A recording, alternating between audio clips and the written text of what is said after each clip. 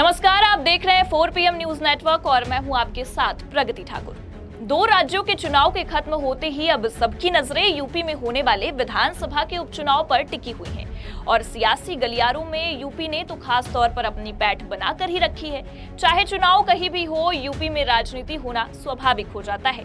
फिलहाल मुद्दे की बात करते हैं। बता दें कि यूपी में चुनावी हलचल तेज हो गई है। इसी बीच खबरें ये भी आ रही हैं कि यूपी कांग्रेस के प्रदेश अध्यक्ष अजय राय अपने बेटे शांतनु राय को सियासत में लॉन्च करने की तैयारियों में जुट गए हैं। ऐसी अटकलें इसलिए लगाई जा रही हैं क्योंकि शांतनु राय का नाम उपचुनाव में संभावित प्रत्याशियों की लिस्ट में शामिल बताया जा रहा है। अजय राय अपने बेटे शांतनु को मिर्जापुर की मछुआ सीट से चुनाव लड़ाने की सोच रहे हैं। सूत्रों के मुताबिक अजय राय ने उत्तर प्रदेश से लेकर दिल्ली आलाकमान तक शांतनु के लिए लॉबिंग शुरू कर दी है। माना यह जा रहा है कि गठबंधन में कांग्रेस को मछुआ सीट मिल सकती है, जहां से वो अपने बेटे को उम्मीदवार बनाना चाहते हैं। गौरतलब है कि मझवा अजय राय का ननिहाल है और यहां से उनकी सियासत की शुरुआत हुई है, इसलिए राय यहां से अपने बेटे को लॉन्च करना चाहते हैं। लेकिन बता दें कि आगामी उपचुनाव को लेकर पार्टियों ने अपनी अपनी कमर कस ली है। जहां एक तरफ इंडिया गठबंधन ने लोकसभा चुनाव में किए गए अच्छे प्रदर्शन को अपनी ताकत समझकर आगे की तैयारियों में लग गई है, तो वहीं दूसरी ओर बीजेपी की मुश्किलें एक बार फिर बढ़ने लगी हैं। लोकसभा चुनाव में बीजेपी के प्रदर्शन के बाद कई चीजें साफ होती नजर आ रही हैं। यूपी जिसे बीजेपी अपना गढ़ समझ बैठी थी, वहीं से बीजेपी को मुंह की खानी पड़ी।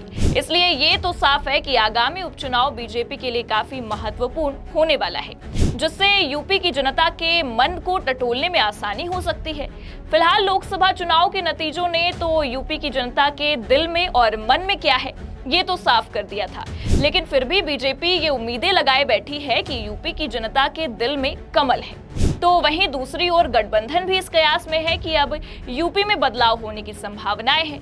बता दें कि ये उपचुनाव यूपी में होने वाले आगामी विधानसभा चुनाव को भी साफ कर सकता है और ये बता सकता है कि आखिर सच में यूपी की जनता के दिल में और मन में क्या है। फिलहाल आपको बता दें कि कांग्रेस 10 उपचुनावों में से 5 सीटों पर चुनाव लड़ने का दावा कर रही है, जिसमें से मझवा वो हर हाल में लेना चाहती है। हालांकि समाजवादी पार्टी रमेश को मझवा सीट से चुनाव लड़ाना चाहती है, जिन्हें अनुप्रिया पटेल के खिलाफ लोकसभा का चुनाव लड़ाया गया था। रमेश बिंद बीजेपी के सांसद थे, लेकिन टिकट काटने पर समाजवादी पार्टी में आ गए और अनुप्रिया पटेल को कड़ी टक्कर दे दी थी। फिलहाल इन सब बातों से ये तो साफ होता नजर आ रहा है कि आगामी उपचुनाव बीजेपी के साथ ही साथ गठबंधन की भी मुश्किलें खड़ी कर सकता है। लेकिन अब ये देखने वाली बात होगी कि इस सत्ता के पेच में गठबंधन के बीच जो भाईचारा बना है वो बरकरार रहता है या नहीं।